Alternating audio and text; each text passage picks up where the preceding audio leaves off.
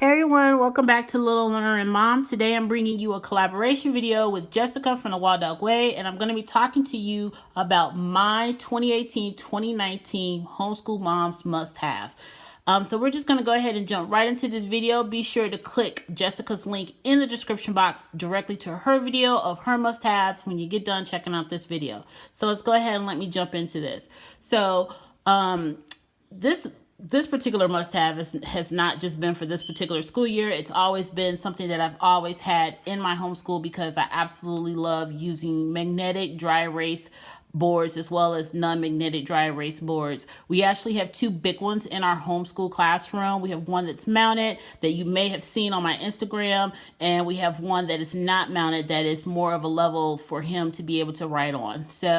But we also have several different sizes of dry erase boards. It really kind of sort of depends on what we're working on at the particular time. But I do keep these three at the table in my mama cart. And if you want to know what a mama cart is, it's just my cart of things that I can reach right away when I need to get to them, so I'm not constantly jumping up and down. And the cart that I use is the Michaels cart from the little art cart from Michaels, and you can find them at IKEA for like $30 or $40. And the one that I got it from Michaels again, and it was like $30. So but anyway, so what I love is our portable dry erase boards. Now this one right here we use more often when we're doing spelling tests, or if he's writing a sentence and I just take his magnetic letters, or I take his tile letters and we put them on here and he spells out words or he writes out sentences. This one right here is not magnetic.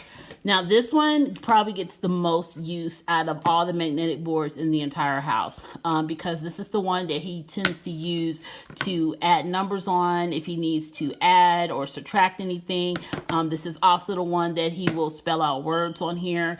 He'll try out words to see if they look right when he's writing it, and if they do, then he'll just copy them down. So this one gets the most use, and this one is actually magnetic. And for 2019-2020, I'm going to go to Lakeshore Learning. These both came from Lakeshore Learning. I'm going to try to find the next size up that is magnetic for him, or just probably try to look for one on Amazon during back to school time or in the stores. But I do like the quality of this one because it's extra thick and it's extra heavy. And so I don't know, this may be definitely a Lakeshore Learning purchase. And I will link these two in the description box directly from the Lakeshore Learning website. So if you want to pick these up, you can go ahead and check these out. And they're very inexpensive. I actually think that this one was like $3. He actually has two, and I think this one is about the same cost as well. Now this one right here has been around for a very long time. It's been around ever since he was in preschool. I got this one from Walmart when we first started homeschooling. And again, this one is lined, and on the back it's not lined. And what I like about the portable ones is that I can put these in a easel stand, and I can write copy work on here for him, and he can write things on here as well. I tend to use these for demonstrations for language arts as well as for math concepts if we're not up at the big whiteboard. But we absolutely love dry erase boards in our house, and again, we have them all different sizes and widths and lengths to accommodate what we need. The other thing that I absolutely love is I'm very, very particular about my markers that I use on dry erase boards, because I don't know if any of you have ever noticed that when you get a dry erase board and you're using not such a good grade of dry erase marker on it, it will stain your board. Now, there are some remedies that you can do to help with the staining, like Expo does make a cleaning spray. You can use a vinegar and water-based spray on your board, or you can also use a Mr. Clean dry erase eraser on your board to help get some of those stains out. But I have noticed that if you don't use a really good quality marker, you will eventually end up with some staining on your boards, especially if you have really high quality boards. They will tend to sometimes stain. If you have low quality dry erase boards, because yes, there are low quality dry erase boards, and I will say some of the ones that look like notebook paper ones that you may find at the Dollar Tree, they're not as great quality, and so they tend to stain a lot easier, and you tend to run into some issues down the road. But my favorite Expo markers that I love to use is I love to use the Expo markers, and I really particularly love to use the new ink identifier ones. And the reason why is because I don't know how many times you've been at the whiteboard or working with your child and you grab a dry erase marker and it's completely dry and all of a sudden you're writing and then it just starts to fade away. I cannot stand that. And then you're sifting through all your markers trying to find a marker that will work, and you're testing them all out and you end up throwing away like probably 50% of them. So I love these Expo markers that with the indicator on. I did post this on my Instagram a couple weeks ago, and moms told me that they were having a hard time finding them even on Amazon. The reason why is because I think that I know Walmart had them on clearance and Target put them on clearance, but I did have a mom friend of mine who went to, I think, Home Office or Office Depot or something, and she was able to find them, but they were really, really expensive. I think they were like $15 for like the chiseled thick ones. And this is probably the first time that I've ever actually fallen in love with a chiseled thick marker. When I went to re-up when this one was empty, these were on clearance and I went ahead and bought them, and I absolutely love this marker. I cannot stand any other chisel marker, but for some reason I have fallen in love with these chisel markers. They write really smooth, clean. I love the way I'm able to just write really smoothly, and it adds a bit of color to the board. So my second must-have for the 2018-2019 has been my Expo markers.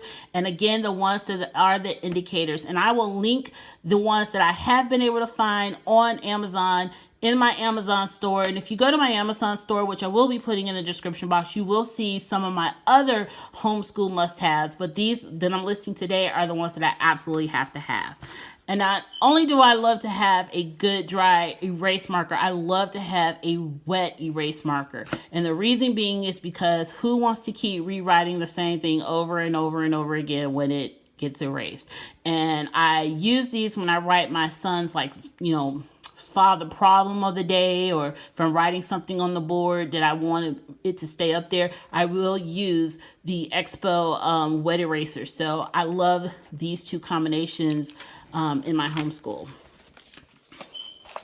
And speaking of pens, I love the friction clickers. Now, I have tried the Parcous. I don't like the Parcous. I don't know if I got a hold of a bad batch. I think they're called Parcous, but I do not like the Parcous.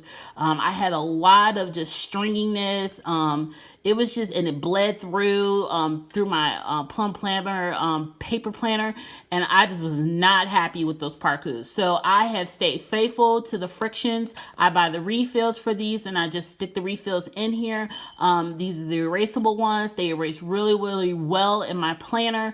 I have not had any issues with my friction pens. They write smoothly. They've just been like a staple in my homeschool.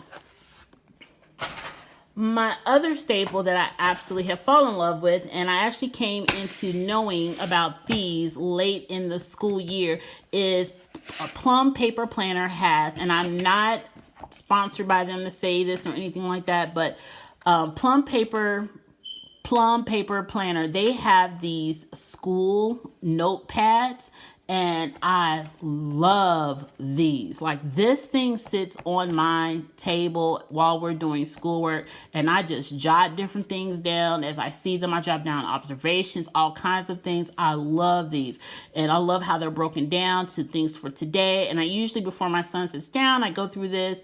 I look at the to-do list, contacts, because, I'm a mom, during the day while we're working on math, it'll come to me, oh, I need to call this person, and I'll just write it down right here. To grade part, for me, I use that more as an observation of things that I think he needs to work on. To copy and print, I definitely use that, because whatever I'm observing that he needs to work on, there's a 90% chance that I either need to make some copies of something, and I need to print it, and I need to laminate it, or whatever. And then, of course, the note section. So I'm loving these. I will put a link to these in the description box for you to take a look at. And they weren't that expensive. So these were a desperate must-have. And I don't do the dailies. What I usually do is I write in for the week. So I'll write starting for this Monday through Friday on here. So, and that kind of cuts back on you using so many sheets and, not going through an entire pad in a couple couple weeks. My other must-have is my notebook. I do observations for my son, and in my notebook, I write down all my observations on Friday that I see that he needs to work on. I highly recommend, if you are homeschooling a child, that you have some kind of system for writing down your notes for observing your child and how they're learning. This is really beneficial to me when I'm planning his next lessons for the next week, or when I'm even just planning for our upcoming school year. I keep notes on here. Like, I've already started writing notes for the upcoming school year. I've already wrote notes in here about our summer reading list. Our upcoming curriculum choices are already in here. So if you don't have a system for writing your observation notes, I highly recommend that you get some kind of notebook. It does not have to be anything that's fancy.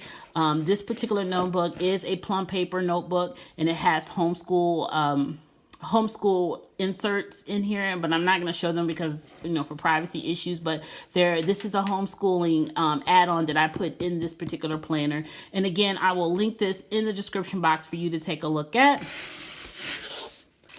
And speaking of dry erasers, I left this out. So when we're sitting at the table, I don't let my son just do this when he's doing, wiping out stuff on his dry erase board. I do have him use either the whiteboard eraser, which these are really cool. I got these, I think like 2 years ago from Walmart, but during back to school time, and I had a 7 of 8, so that's 2 years ago, and this is the last new one.